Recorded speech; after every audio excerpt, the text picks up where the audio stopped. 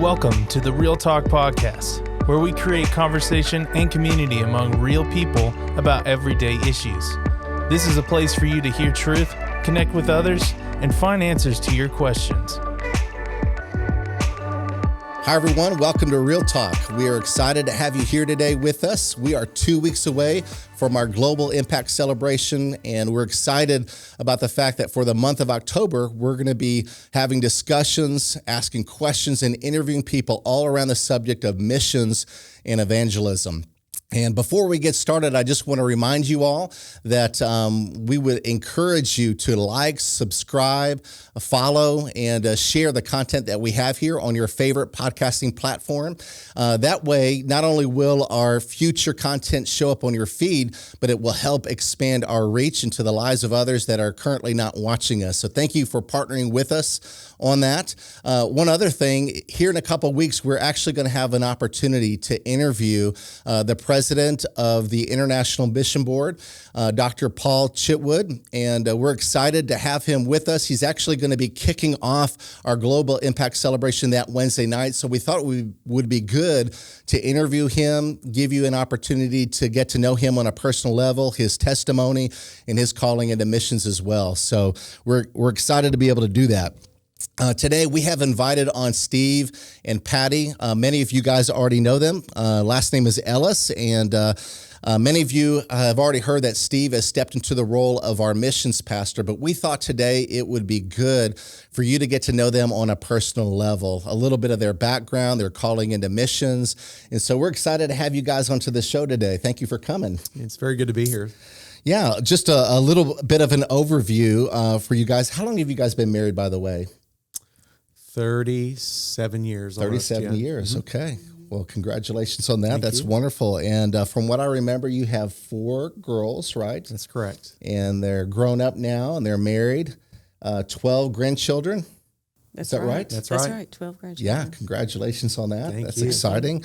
And most of your ministry experience, although you did serve here in the States some, but most of it has been overseas through the International Mission Board. Mm-hmm. How many years did you guys spend as missionaries overseas? We served for 27 years. 27 years. That's longer than I thought. That's amazing. Mm-hmm. And how many different countries did you live in? 3 different countries. 3 different, and all of them in East Asia and Southeast Asia, Cambodia, Thailand, and then East Asia, we lived in Taiwan. Wow, that's awesome. Mm-hmm. When I heard that you guys were coming on staff, I was so excited. The wealth of experience and knowledge that you guys have and what that brings to our team is such a neat thing. So we're excited to have you here. And I know I've told you this a couple of times, but I love missions. I only spent 2 years overseas, but have always had a heart for that. And then just with church planting as well. And so I've told others that I want to become Steve's best friend. I want to help partner with him and what God's going to be doing. So grateful to have you guys here. With that, I want to delve a little bit in y'all's story. So I want to back up a little bit before you were called into missions. And Patti, I'm going to start with you just to learn a little bit more about you. Where are you from? Where'd you grow up? I grew up in Dallas. Mm-hmm.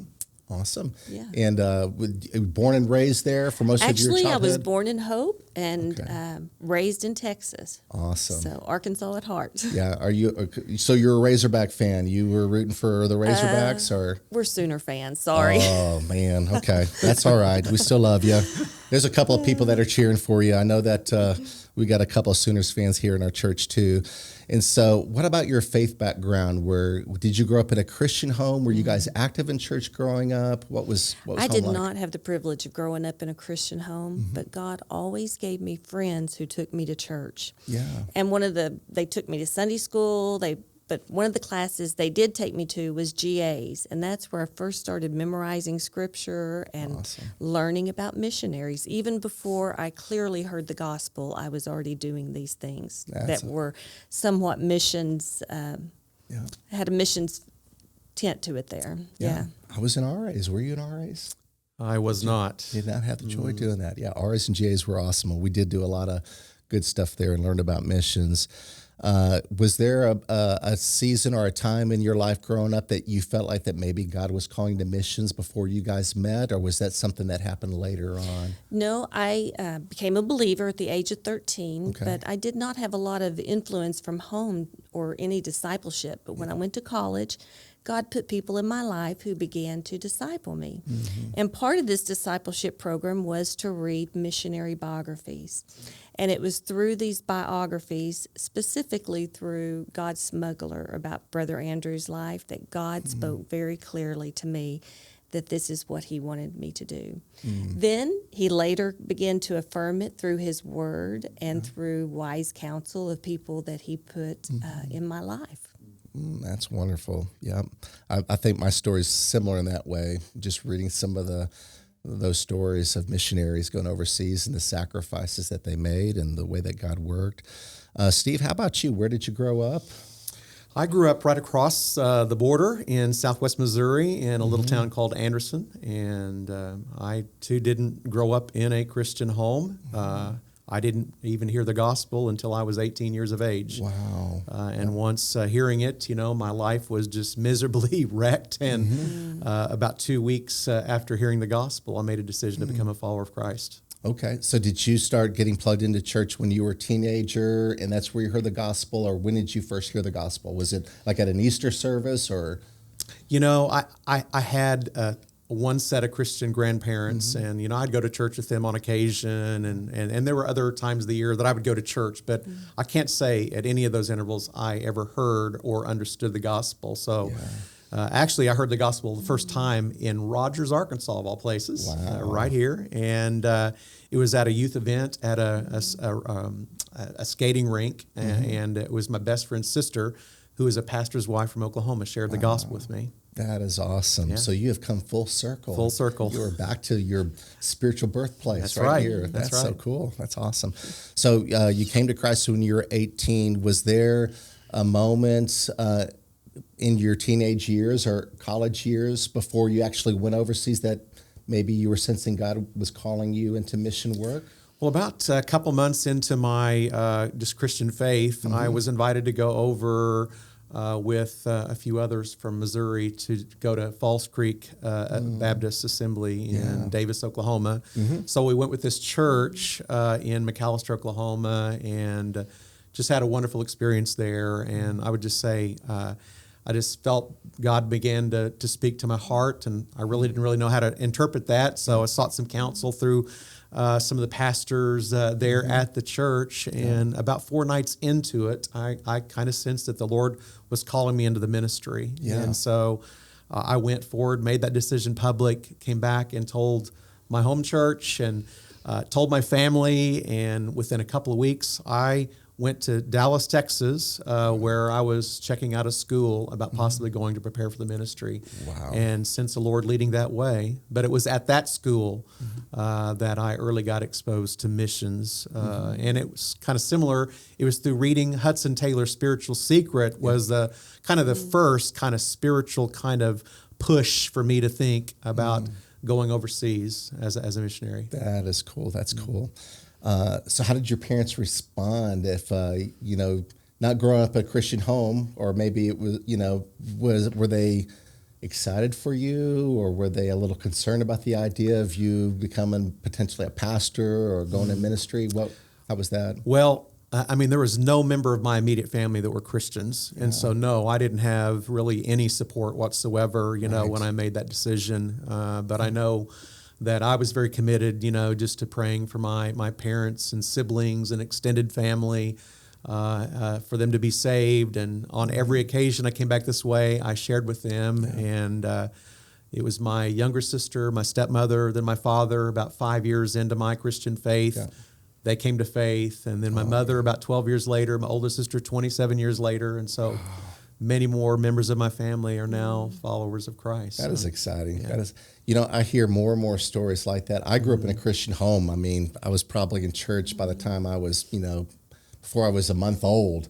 Right. And so it's always neat to hear of individuals where they were the first They were the first generation of Christianity, at least in their home for a while, in their immediate family. And so that's exciting to hear, and that God brought you two together. So you guys, did you meet in college? Patty, tell me a little bit about where you guys met, and was it love at first sight when you met Steve?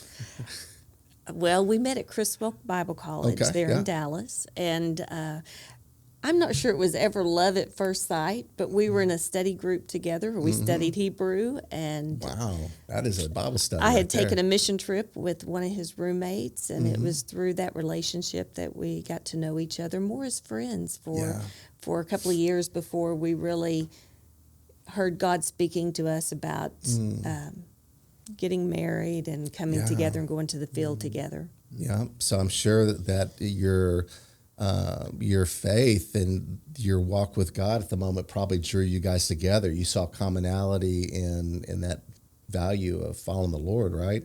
We did. Steve had not yet felt a specific call to missions, and so I kind of held back a little bit. Yeah. He wasn't sure if the Lord was calling him to the pastorate or to missions, and so I held back a little bit until he had that same same call that I had that brought us together in unity. That is so cool. I think that for me, I mean, I went to kind of a preacher school. It was known as a preacher school, so to speak. And so I wasn't real clear in terms of the Lord wanted me to go into the pastorate or youth ministry.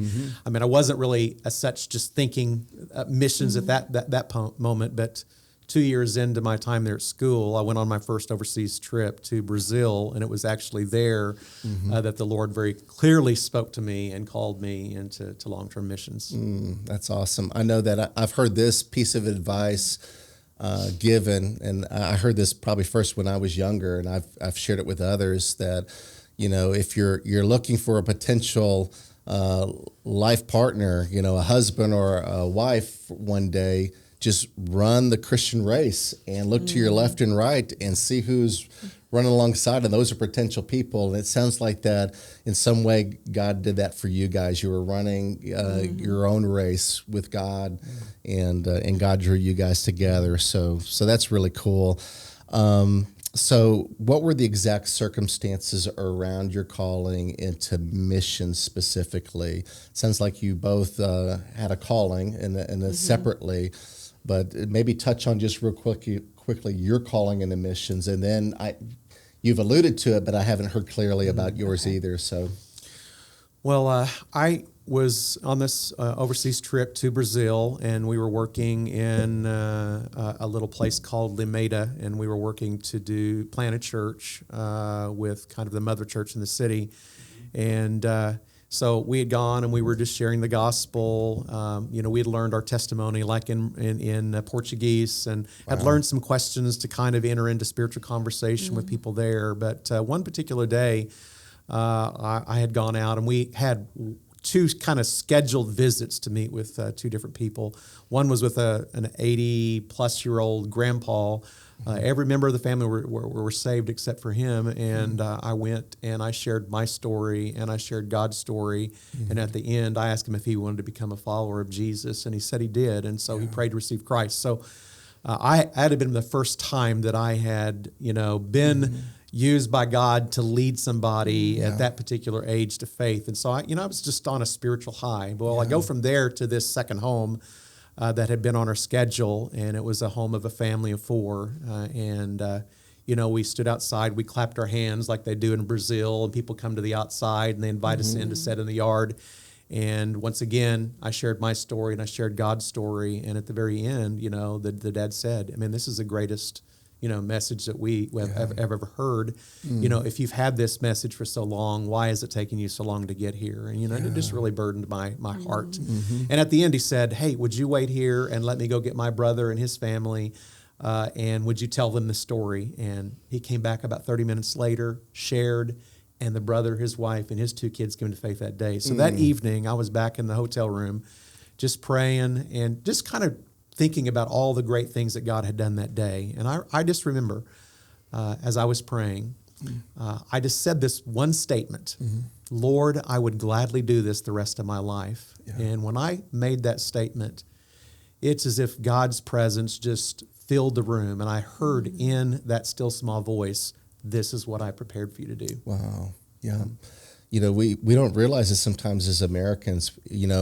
Over here, sometimes we struggle with the fact that churches can be asleep sometimes and we don't see the urgency. And when we see what God's doing around the world, there's a party going on in some countries around the world where a great movement of God is happening. And when you get to see what's happening over there, it blows your mind. That's right. And so you guys have seen some of that, and God used that in your life as well. Patti, how about you? Give us a little background of your calling into missions. It sounds like it happened before you guys met. And so tell me a little bit about My calling was probably around the age of 19 or 20. Okay. And unlike Steve's, who felt he heard one specific word from God, I think mine was more of a process. First, as I began to read these missionary biographies and my mind was going there, then I learned of the 1040 window, which gave my heart a great burden that there were actually people who didn't have access to God's word or didn't have access to the gospel or could not gather together to worship. Those are the first things that began to prick my heart. Then God just gently started speaking to me through Scripture. He spoke to me through a dream that I had. He spoke to me through people around me. And when I would have fears, which when you think about closed countries, there are some fears for a young disciple. Yeah. And I just began to pray, Proverbs 3, 5, and 6. Trust in the Lord with all your heart. Lean not on your own understanding. In all your ways, acknowledge him, and he will direct your path. And that has just become my life first, because it really has led me through the fears of what God had called me to do and led me through each step of the way of the difficult things that God has walked me through. That is awesome. You said a couple of things in there that I'm going to come back to here in a minute. You touched on some great elements of calling into ministry. And so I look forward to having that discussion here in a moment. Patti, I want to direct this one to you before I ask Steve the same question.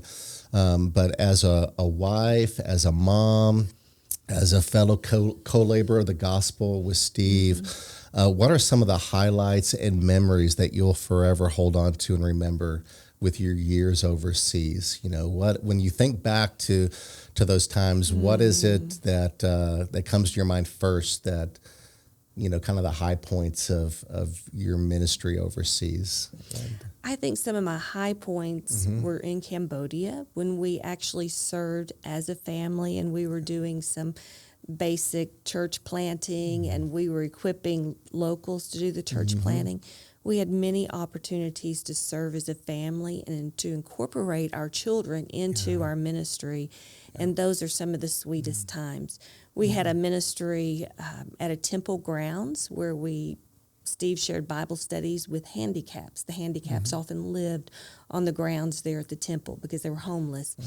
And our children would serve food for them, and they would clean it up afterwards. Or just having our children as teenagers, Steve taught them to do ethnographic research and sent them out into villages with volunteers. That's awesome. And they would do the research, come back and type up a report for Dad. Or they did ESL camps with us. They just did a large variety of different types of ministry. And I'm just grateful that our family was able to serve together.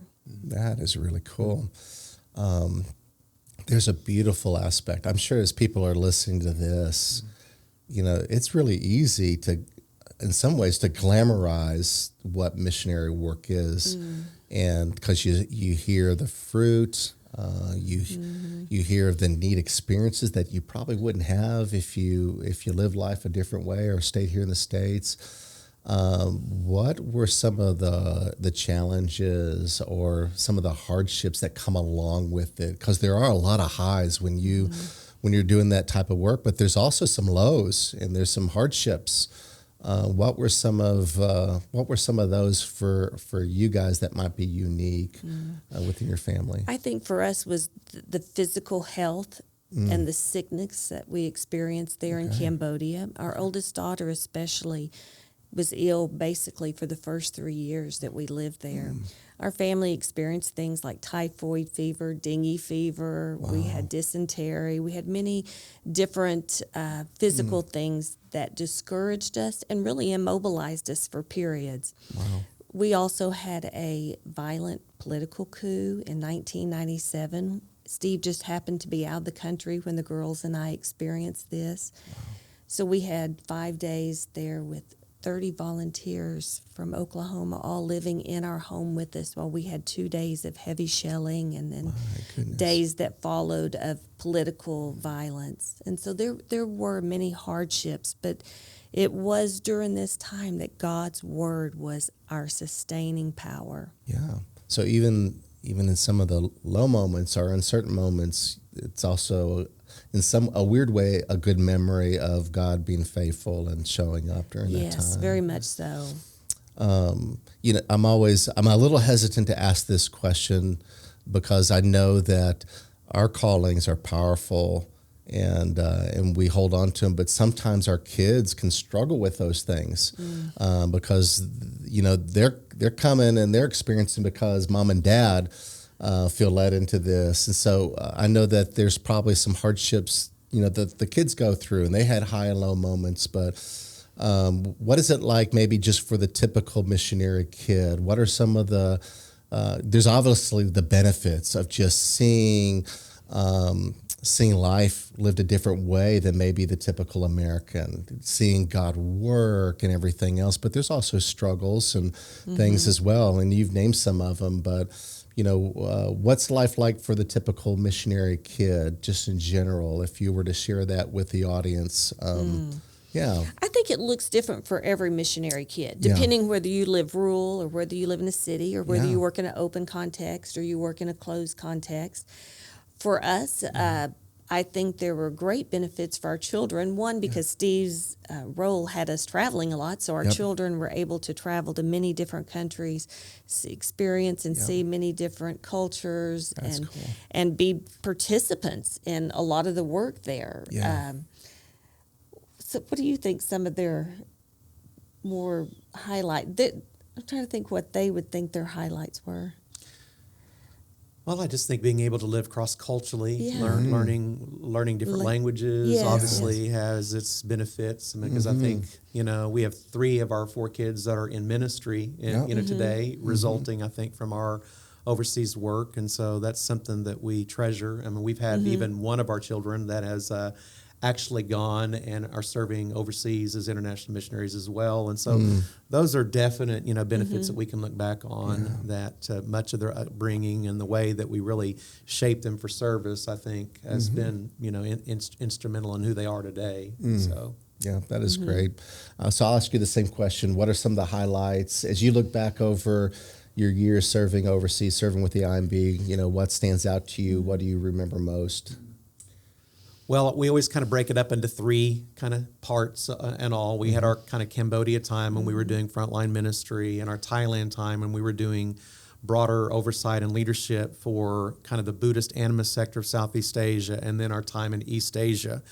But Cambodia-wise, by far, just because of our ability to really do more frontline ministry and really investing in lots of national partners and really helping to really fuel and fan the flame of just church planting.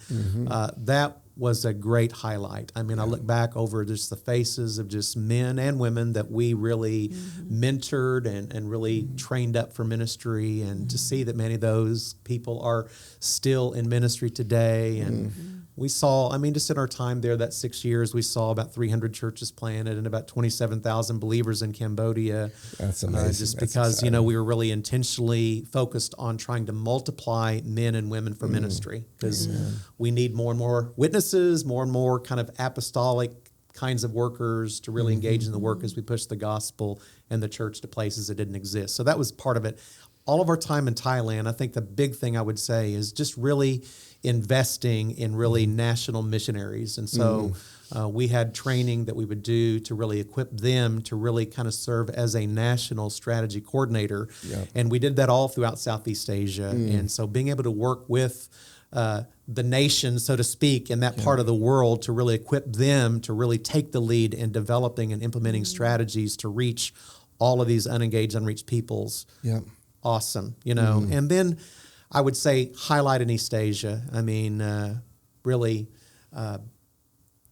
it's amazing to see what God really did during that time frame. Yeah. I mean, just today, this morning, we were kind of recapping in a call, in a closing ceremony for our East Asia work, because beginning tomorrow, they move into a completely new affinity on the field. And part of it was just celebrating nearly 1.7 million believers just since 2008 in that particular area, 1.4 million baptisms, you know, in that area. And I mean, tens of thousands of churches. That's great. But the greater part of it is just those that we've left behind. I mean, many of those places, you know, we've been closed out from continuing to engage some of those countries, and knowing that we've invested deeply in nationals that can really carry that baton. That's the joy, you know, and seeing more of them really get on board and embrace the missionary task for themselves. And now they've developed their own kind of indigenous missionary movements, sending agencies, where they're now becoming a part of the global mission force. Exciting. That is cool. That's awesome. I want to go back to the topic of calling.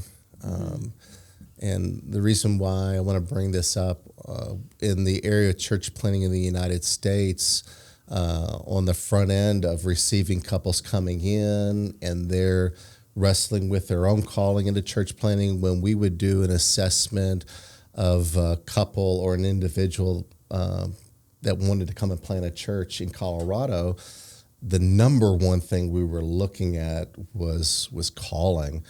And it doesn't mean that we were ignoring other areas, but, you know, for instance, we could have a couple come in and they had great experience, good fruit in their ministry, a lot of things that that you might look at and say, man, this young couple's, you know, incredible. They've done some great things. And but if we didn't see or sense a clear calling to plant churches, then we wouldn't move forward until we had greater clarity in that. And the reason is because there are seasons and times in a church plant and in the life of that young couple that it was going to be hard, and it would be so much easier to walk away than to stay and grind it out, and so that was really important for us. And so, and every ministry looks a little bit different in that way, but it helped me to really, I guess, in what to look for when I'm listening to a story. You know, Patti, as you were unpacking your calling, I'm just like, check. I was hearing some things.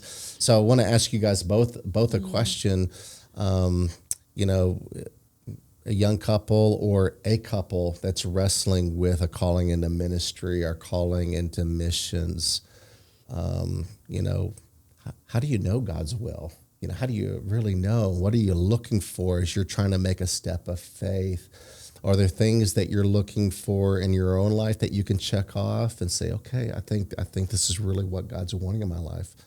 How would you answer that? What do you look for in your own personal life? What did you look for as you were making a transition from one area of ministry and missions to another?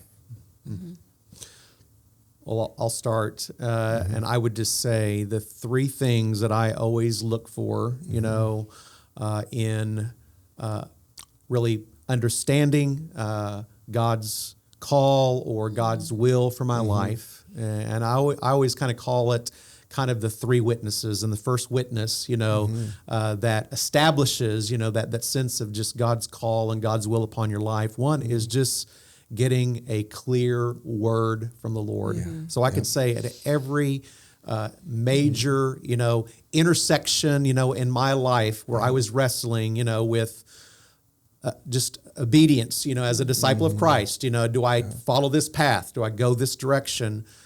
I mean, I would spend great lengths of time, you know, sitting before God and just with the word open and a journal and a pen in my hand, just trying to capture what God was trying to say to my heart. Because I knew that obviously when the hard times, when the difficult times, the hardships, the struggles came, Yeah. it's only that call that was going to sustain me. And I had to look back that this is what God's word said. And for me, I mean, I can still today look back, sitting there in Lameda in that hotel room, a little Novotel hotel there. And it was Jeremiah 1:5. And he says, before I formed you in the womb, I knew you. Before you were born, I consecrated you. I appointed you a prophet to the nations. That's exactly what I heard and what God really put in my heart. And I'll say, much like Jeremiah, I mean, I had some excuses too. I'm youthful. I don't know how to speak. I mean, I thought I was really smart, in 1978 to drop out of Spanish after 2 weeks because I thought there's no way in the world I'm ever going to need this language in Southwest Missouri. That's funny. And today, look, behold. I mean, it's like that was a foolish decision on my part. But I did have that fear. Can I learn another language? Can I live among these people? Can I learn to embrace this culture as my home? These kinds of things. So a word from the Lord, that's the first thing. And then I would say everything else just really confirms what God has said in his word. And so, yes, I seek godly counsel. There's people that I really trust, and respect in leadership that I consult with and just ask, would you please join, me in praying for this particular thing? And if God gives you a word, would you tell me, And I'll say sometimes it's been people I've approached, but there have been times in my life when people didn't even know that I was wrestling with something that God had given people I mean, almost like a prophetic word. Right. I just feel like I have this to share with you, and it validated and confirmed what God had said through his word. And then the last thing I would say is that most typically when God has revealed his will through his word, he will use, I say, providential circumstances. I mean, there's circumstances and situations that will transpire that just kind of reinforce and just add additional weight to what God had said. And it confirms that this is the direction. And so that's what I hold on to and what I've clinged to, when we've had violent coups and when we've had earthquakes and tsunamis and we've had radical, turnovers in political situations, where we're laboring. And when we've had major health concerns where we felt like it would be these issues that would lead us off the field. Right. When things are just out of your control, you just look back to the word that God has given you and his promise. Yeah. So what I heard you say was a word from God, and that's through your time in his word, through your prayer life, but you're seeking a word from God and asking for him to speak to you in that way. And I think that's important. Yeah. The other one that you shared is just affirmation from others, whether it's a word of encouragement or maybe, like you said, some kind of prophetic, blessing of, I feel like the Lord's, told me to tell you this. So affirmation from others is something. And then the third one you said was circumstances. Circumstances, yeah. God using circumstances in your life. Yeah. Man, that's good. That's good stuff. If you guys are listening and you're wrestling with something, kind of check off those areas. Patty, can you think of anything else, or did he cover? He covered it well. I think he did too. Yeah. Yeah, I think that's great. I think sometimes people think that, they've got to have a burning bush kind of an experience, like Moses, or, you're sitting in 2 feet of stomach gases in the belly of a whale like Jonah, or, you basically have a blinding flash, from heaven, that brings you to your knees. I mean, if you're seeking some kind of an experience, like that, I'm not going to say that God is going to choose to work in that particular way in your life. It's just one of just honestly being open, kind of writing a blank check and just saying it's there, I'm available. Lord, if you are calling me, then I'll be obedient to what you have to say to me. That's good. I think about different personalities. I've got a wife and a son who are processors, and they think through something. And if they decide to do it, they're going to do it. And so I kind of think through that process for people that are kind of created that way, where they can kind of touch those things that will give them the confidence to move forward. Then you have other people that are a little bit more like myself, where I may speak or do before I think or I pray, but it causes you to slow down and say, before, Alan, you think that this is a great idea in your mind, has God spoken to you through his word? Have other people affirm this in your life? So these three ingredients that you talk about are good for everybody, to either give you the courage or to cause you to pause for a moment, to say, is this my idea or is this God's idea? And that's great. It's really all about obedience, and I'd say, I think when we went to Cambodia, we felt like, oh, we're going to be here. We're going to be like some of those missionaries of old, and we're going to stay 40 years in one place. Right. And so, we were very surprised, that God would be speaking to us about redirecting us in ministry, like 6 years later and then 14 years later. And so I just think as obedient, disciples of Christ, we have to just be postured to listen, to hear from him. And if God is closing one door and he's opening another, you have to just be obedient and follow him in that direction. Yep. You have to. That's good. What advice? You have a younger couple or even a middle-aged couple, and they've been serving in church and they've been actively involved in what God's doing here locally, but maybe they're wrestling with this calling and they're like, boy, man, I'm hearing what Steve and Patti are saying, and these things are seeming to line up. What kind of advice would you give them? You guys are very familiar with the IMB, and so you can speak on behalf of what that experience is like, but what kind of steps can they make if they are wanting to make some steps? What kind of experiences do they need, and what might it look like for an individual to explore that area? I think first, make sure you're grounded in God's word. Yeah. When you get to the mission field, you will need to be able to feed yourself. There will not be a church in English. I mean, there might be. You might be blessed with that. But for the most part, you're going to need to feed yourself. And so to me, that's huge. Memorize God's word. Base your whole life upon that. Yeah, that's really good. Seek wise counsel and find a great mentor. For me, I never had a physical mentor in my city as I was on the mission field, but I did have mentors like Elizabeth Ellies and Amy Carmichaels and Isabel Kunz. So find that mentor, whether it's a physical person or it's a book that you can learn from their experiences and they can walk you through that. So those are two things that I think benefited me. That's good. Well, one, I would encourage anyone that's considering to serve, whether short or longer term, go on a mission trip. Yeah. Because, that was life-changing for me. That was the very thing that God used to help me to discern that this is the call that he had placed upon my life to serve as a missionary long term.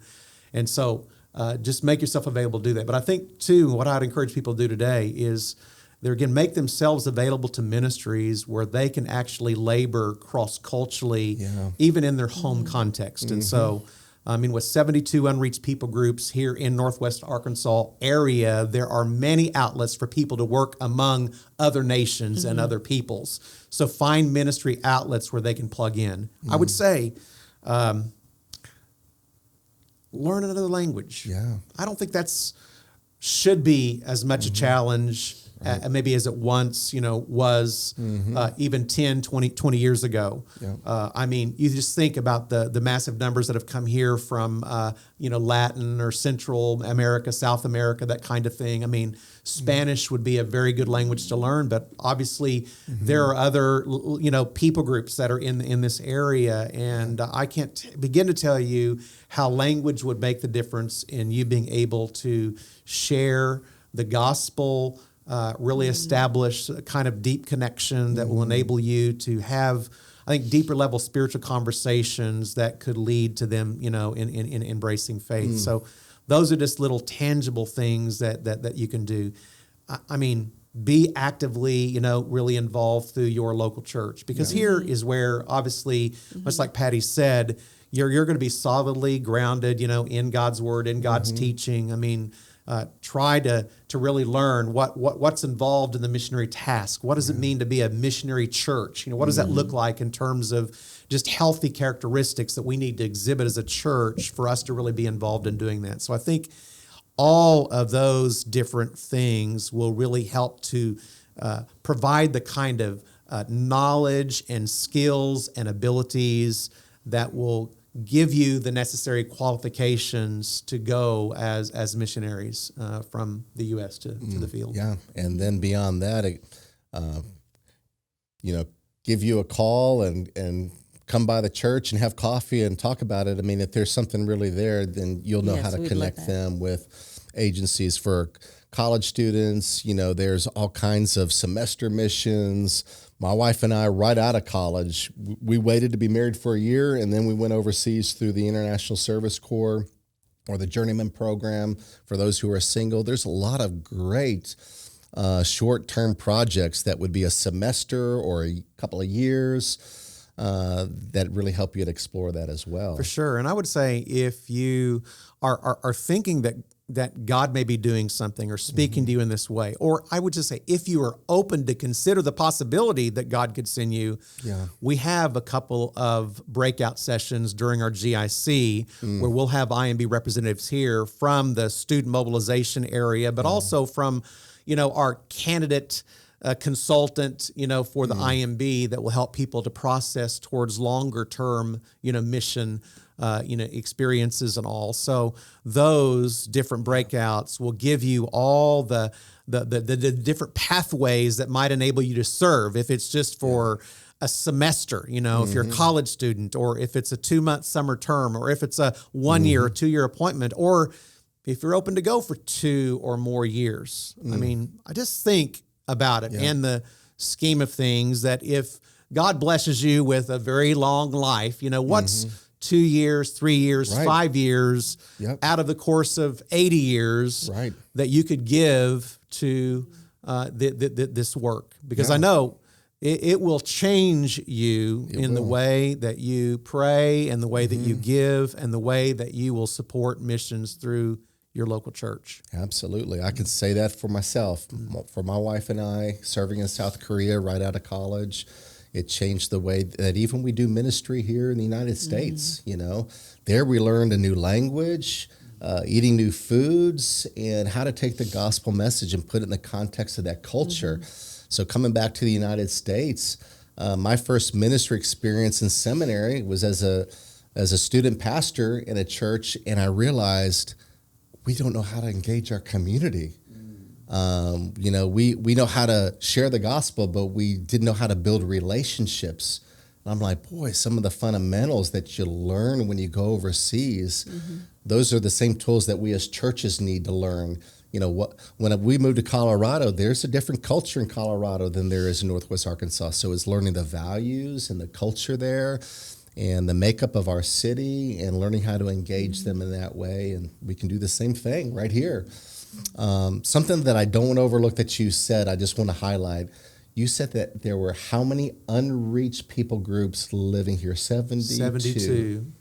Unreached people groups means populations that are typically around the world that have not had an adequate, very little to no gospel presentation in that people group within a nation. Within a nation, there may be dozens or hundreds of unreached people groups, right? And so here in our own community, we have 72 unreached people groups that are represented right here. It's a vast mosaic of different unreached peoples that are living in our communities, in our neighborhood. That is not something that's going to change. If anything, it is going to grow. And so basically having the skills to be able to contextualize the gospel to somebody who is a Buddhist background person or a Hindu background or an Islamic background person. I mean, how would you craft or bridge an understanding of the gospel that would make sense to them while trying to avoid barriers that might shut them off to the gospel? I mean, these are things that would be helpful for us as a church to learn. And I think, too, we almost have to kind of approach work in our neighborhoods much the same way that a missionary would approach their work on the mission field. I mean, how do we dissect? How do we really exegete our communities so that we know how we can actually use our homes and extend hospitality cross-culturally in ways that will befriend our neighbors and really kind of desensitize and kind of soften hearts so that they're receptive to not only our gospel influence, but also our gospel communication. I'm excited. Very excited. Okay, well, before we go, our Global Impact Celebration is 2 weeks away, and so I thought it would be great just to end with what is your hopes and prayer for this 5-day event? As you get a week or two past it and you're looking back, what do you hope to have seen and heard regarding the fruit coming out of this event? Well, it is my heartfelt prayer to God that many will leave with just an increased missional awareness of what God is doing around the world through not only our IMB missionaries, but through many of our key ministry partners that are laboring through a lot of independent organizations. I think we want them to be able to take that next step of obedience, whatever that may be. So that may be committing more time to pray, for unreached people groups or for missionaries or for projects around the world, or maybe it's increasing their giving, to support our Global Mission Fund that helps to, underwrite and provide, support for all of our ministries locally, nationally, and globally. Or it could be, we're going to go on our first overseas trip. If you've never gone before, I would encourage you. We've got a lot of exciting trips that have been planned all the way through August of 2023. And so look at the listing. Maybe God will speak to your heart about one of those and go.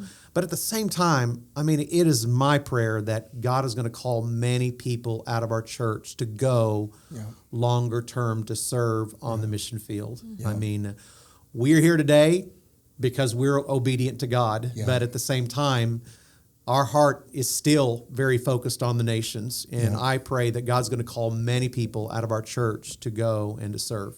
I agree. We've been here for 3 years, and one of the things that really stood out to us about First Baptist Rogers, and our kids were, my daughter was in college at the time. She's now out of college. My son was in high school. And just impressed with the discipleship ministry here at this church. And our young people, the people that grow up in this church, are getting a really strong foundation in God's Word, as you were speaking of, and even having opportunities to have mission experiences, going on mission trips, and just thinking, man, we could really have an opportunity of highlighting some opportunities that may allow some of these young people to take these tools and this foundation that they've been given and go out and make an impact in this world. We got to lead a mission trip this last summer with college and young adults. Half of the team, it was their first time to go on a mission trip. And I was excited and I was nervous. I was like, oh my goodness, we've got such a young team when it comes to just the experience of going and doing this. And it was incredible. It was a powerful week for them as they were engaging and serving, and the fruit that they saw. For me, my focus was on that team and just knowing that they came away more confident and having that experience. For some of them, it was the first time for them to share their faith, or it was the first time for them to have someone respond with a yes. I want to, and so it was just so much fun. And that's my hope and prayer with you, that we have more and more people that will step out, young and old, all alike, right? For those of you that are listening and you've never experienced a Global Impact Celebration, we're about to bring, I think it's about 30 missionary family units onto our campus from all over the world to be able to share with us about the work that they're doing, for us to have an opportunity to learn, to be inspired, to ask questions, and just to see what God is doing around the world. And through that, our desire is that you'll be inspired by that. If you want to go to our website, fbcrogers.org, you'll see on the very front of our website, you'll see information about the Global Impact Celebration. If you want to go directly to it, it's our website /GIC. There's a schedule there of the entire 5 days. It will begin on a Wednesday, October the 20th, right? And so that's when it's going to be kicked off. And that's when Dr. Paul Chitwood is going to be coming and speaking that night and kicking off the event. I think it's so neat that we have the president of the International Mission Board coming to our church and being able to encourage and challenge us as a church to reach the nations. And so he'll be kicking off the event. A lot of fun stuff, too much that we can't even cover it for you right now. But I do want to mention that some of the the breakout groups that we are going to be offering is going to be on Saturday of that 5-day event. If you are wrestling with a calling in missions, or you just would like to hear more about it, or you'd like to experience a little bit more, learn a little bit more about what we're doing as a church, there's a list of those breakout groups for that Saturday. And so prayerfully look over which one you might want to choose. Hopefully we're going to, if we haven't already thought of it, we need to record these things because you can't go to all of them, right? You can only choose one out of however many. So that's something we might want to look into, that we can offer that as well. But hope you guys will be a part of what we're doing with the GIC. Thank you, too, for joining us today and sharing with us your story and a little bit of your insight into ministry and missions. And thank you all for joining us as well. If you've enjoyed what you've heard today, please, again, like, subscribe, share this content. If you know someone that's wrestling with this as well, then share that with them. And we would love to introduce them to our missions ministry and to this incredible couple here as well. And so thank you guys again for joining us. This next week, you're going to hear from a young couple with kids that has really put short-term missions in the center of their life. And so we're going to talk to them about what that is like and how that's impacted their family as well. So join us again next week. Take care.